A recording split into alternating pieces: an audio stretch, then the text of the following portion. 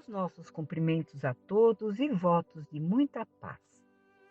Dando continuidade ao livro Os Mensageiros, que estamos estudando, pelo espírito André Luiz, o autor, né?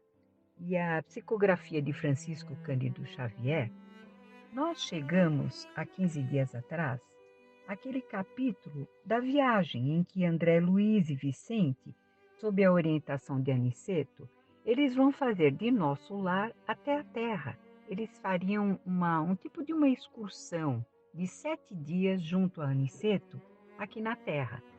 Então, eles, na verdade, eles não seguiram aquela estrada como se fosse aqui na terra, uma estrada pavimentada, iluminada, de nosso lar até aqui a terra. Mas sim, eles foram por aquela estrada pedregosa, escura, cheia de empecilhos, que é exatamente construída pela vibração de nós humanos aqui na Terra. Então, nós construímos esse tipo de estrada de lá até aqui. E agora nós vamos dar início ao capítulo 16, porque nessa estrada ela era bem tortuosa. Então, Aniceto achou por bem eles pararem num posto de socorro entre a terra e nosso lar. É um posto de socorro, um refúgio, para eles se refazerem de toda aquela situação dramática que eles passaram, né? Aquela dificuldade de enfrentar tantos obstáculos. Então vamos a esse posto de socorro que eles finalmente chegaram no final do capítulo passado. E agora nós vamos para o capítulo 16 falar sobre esse posto de socorro. E André Luiz vai falando.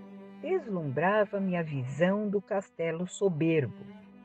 Incapaz de exprimir a admiração que me dominava, acompanhei Aniceto em silêncio. Com grande surpresa, entretanto, verifiquei que a construção magnética não se mantinha sem defesa. Cercavam-na pesados muros numa extensão que meus olhos não conseguiam abranger. Então, esse posto de socorro, ele tinha a forma de um castelo, mais iluminado do que aquela trajetória que eles fizeram. Mas esse castelo, ele era protegido, né, por muros altos, então difícil penetração. E aí os três pararam de frente a esse castelo e André Luiz todo admirado de como aquela construção era magnífica no meio de tudo aquilo lá e que tinha muita defesa. E vamos continuando. Quem imaginasse uma tal instituição, localizada nas zonas invisíveis, dificilmente conceberia contrafortes daquela natureza. A noção de céu e inferno, fundamente arraigada na mente popular, não deixa perceber que os homens, de modo geral, não se modificam com a morte física, como a troca de residência não significa mudança de personalidade para a criatura humana comum. Espantado, notei que o nosso orientador fazia mover quase imperceptível campainha disfarçada na muralha. Então, no caso aí o Aniceto, ele descobriu, ele estava tocando uma campainha que estava quase que disfarçada naquela muralha toda de proteção. Creio que se Aniceto estivesse só, não precisaria desse expediente, dado seu poder espiritual acima de todas as resistências grosseiras. No entanto, estávamos em sua companhia e, mais uma vez, quis igualar-se a nós por fidalguia de tratamento. Ocultar a própria glória é do código do bom tom nas sociedades espirituais nobres e santas. Então, o que André Luiz está dizendo aqui é que Aniceto, provavelmente, ele poderia transpor aquelas muralhas e entrar livremente. Mas, em respeito aos dois, ele se fez pequeno mais uma vez e tocou a campainha daquele castelo para que fosse atendido como eles. continuando. Atendendo-nos, 2 servidores abriram a porta extremamente pesada e rodou nos gonzos, como se daria em qualquer edificação mais antiga do plano terrestre. Então, aqui abriram aquelas comportas, é como se fosse uma grande dobradiça antiga, né? Então, aquela porta extremamente pesada, ela rodou naqueles gonzos, né? E ela se abriu. Salve, mensageiros do bem, disseram ambos ao mesmo tempo, aqueles servidores. E eles fixaram Aniceto em atitude reverente. Então, salve vocês, né? Aniceto levantou a mão, que se fez luminosa nesse instante, e balbuciou algumas palavras de amor, retribuindo a saudação respeitosa. Nós entramos então no castelo. Fiquei admirado. Pomares e jardins maravilhosos se perdiam de vista. A sombra aí não era tão intensa. Sentíamos-nos banhados em suavidade crepuscular, graças aos grandes focos de luz radiante. Então, ali não era uma escuridão total. Então, eles se sentiam num final de tarde, né? Aquela luz mais branda, aquele crepúsculo suave. Então, não era aquela escuridão como eles estavam acostumados naquele percurso. O interior apresentava aspectos inesperados. Somente agora eu compreendia que a muralha ocultava a maioria das construções daquele posto.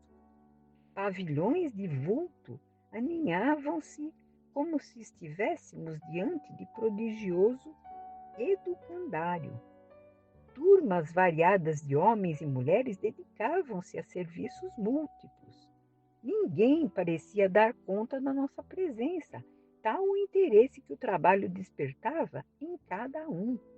Então, todos eles focados, eles não interrompiam aquele trabalho que tinham por causa da presença dos 3. Acompanhávamos Aniceto através de numerosas fileiras de árvores senhoris que se assemelhavam a carvalhos antiquíssimos. Observava, todavia, que nesse abençoado posto de socorro, a natureza se fizera maternal. Havia agora mais luz no céu, e o vento era mais fagueiro, mais leve, sussurrando brandamente no arvoredo farto. O bondoso instrutor, notando a nossa admiração, esclareceu, porque é lógico, a diferença foi muito grande daquele vendaval, daquela escuridão, daquela estrada de pedras, né? Daqueles abismos, para uma luz assim que se fizera maior, então o céu estava mais calmo, o vento mais suave, então era uma diferença muito grande. E o bondoso instrutor, ele esclareceu, essa paz reflete o estado mental dos que vivem nesse pouso de assistência fraterna. Acabamos de atravessar uma zona de grandes conflitos espirituais que vocês ainda não podem perceber. A natureza é mãe amorosa em toda parte, mas cada lugar mostra a influenciação dos filhos de Deus que o habitam. Então a gente consegue entender toda aquela trajetória cheia de dificuldades eram as vibrações do planeta Terra.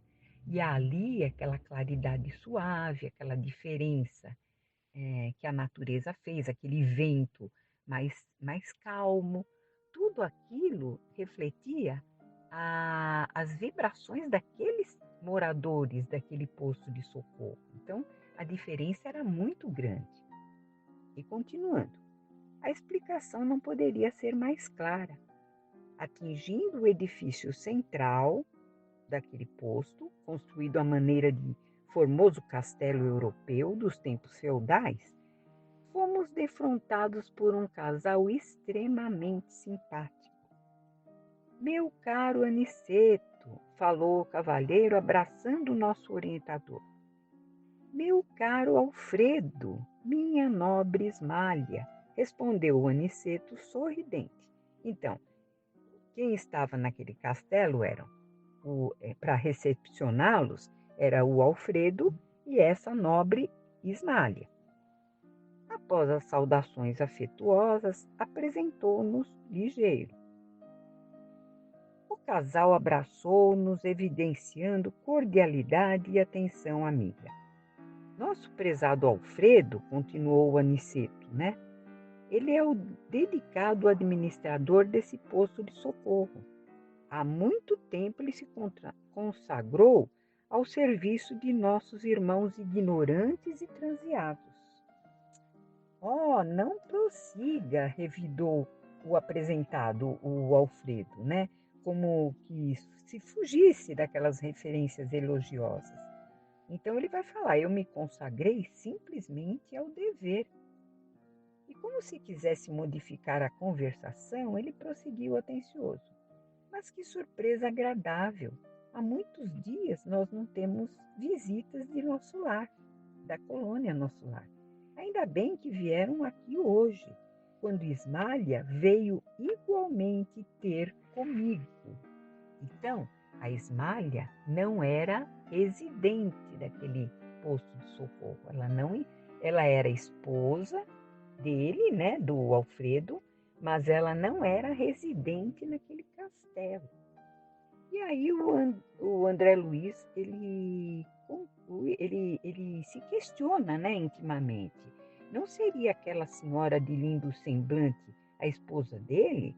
Eles não viveriam ali juntos, como na terra? Antes, porém, que eu pudesse chegar a qualquer conclusão, Alfredo conduzia-nos ao interior doméstico. As escadas de substância idêntica ao mármore impressionavam-me pela transparente beleza. Então, foi interrompido aquele questionamento do André Luiz pelo próprio Alfredo, que os conduzia, né, àquele interior doméstico para apresentar o castelo a eles. De varanda, então, aí ele fala da escada, né, da escada de mármore, que imitava o mármore, né, aquela escadaria. De varanda extensa e nobre, onde as colunatas se enfeitavam de era florida, muito diferente, porém, das que conhecemos na terra, nós penetramos em vasto salão mobiliado ao gosto mais antigo. Os móveis, delicadamente esculturados, formavam conjunto encantador. Admirado, fixei as paredes de onde pendiam quadros maravilhosos.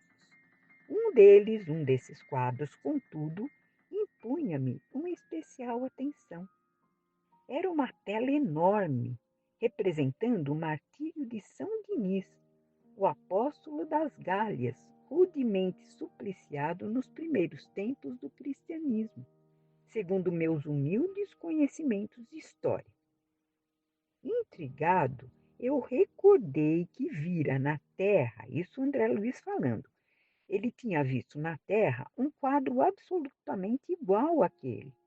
Não se tratava de um famoso trabalho de Bonnat, um célebre pintor francês dos últimos tempos?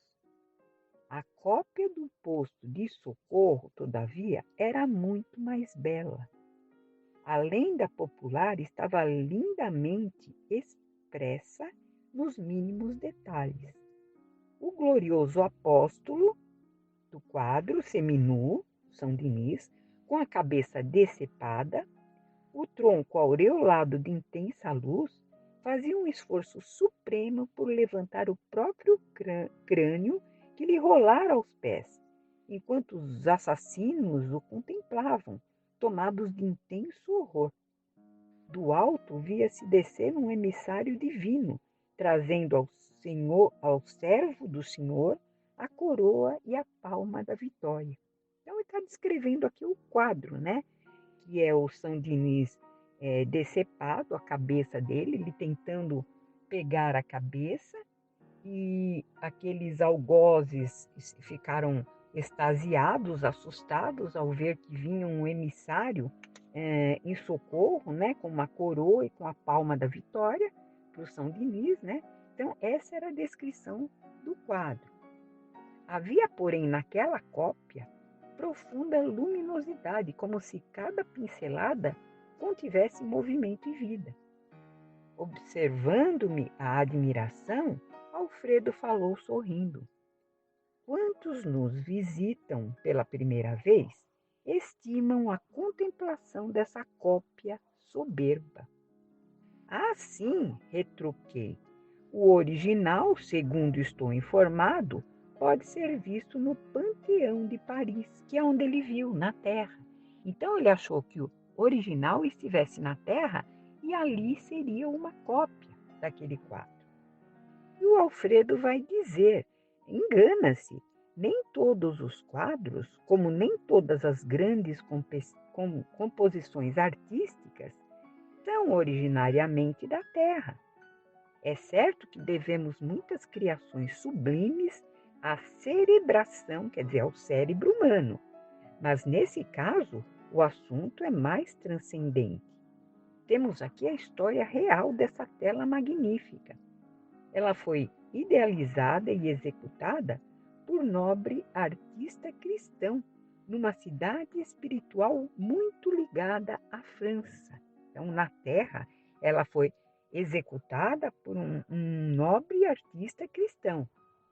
Em fins do século passado, embora estivesse retido no círculo carnal, esse cristão, o grande pintor Bayoni visitou essa colônia em noite de excelsa inspiração, que ele humanamente poderia classificar de maravilhoso sonho. Desde o minuto em que viu a tela, Florentino Bonnat não descansou enquanto não a reproduziu, palidamente em desenho que ficou célebre no mundo inteiro. Então, Bonnat, ele foi numa noite de inspiração, durante o sono, ele foi conduzido a ver esse quadro. E ele acordou extasiado e tentou reproduzi-lo, uma cópia que se tornou muito famosa aqui na Terra, mas era uma cópia. E aí ele continua: as cópias terrestres, todavia, não têm essa pureza de linhas e luzes, e nem mesmo a reprodução sob nossos olhos tem a beleza imponente do original, que já tive a felicidade de contemplar de perto quando organizávamos aqui no posto homenagens singelas para a honrosa visita que nos fez o grande servo do Cristo. Para movimentar as providências necessárias, visitei pessoalmente a cidade espiritual a que me referi. Então, aquilo que André estava vendo no plano espiritual, ele achou que fosse uma cópia da Terra? Não, ele era uma cópia. A Terra, ela era, aqui na Terra, o quadro seria uma cópia da cópia. E a cópia estaria ali, naquele instituto que o Alfredo dirigia. A versão original ele viu em outro local, quando ele foi conduzido da inauguração daquele posto de socorro. Um local em que São Denis ele visitaria aquele posto de socorro, ele estaria lá na inauguração. Então, ele foi levado, Alfredo, a esse local onde existia não a cópia, mas o original daquele quadro. E o André Luiz, grande espanto apossara-se-me do coração. Via agora explicada a tortura santa dos grandes artistas, divinamente inspirados na criação de obras imortais.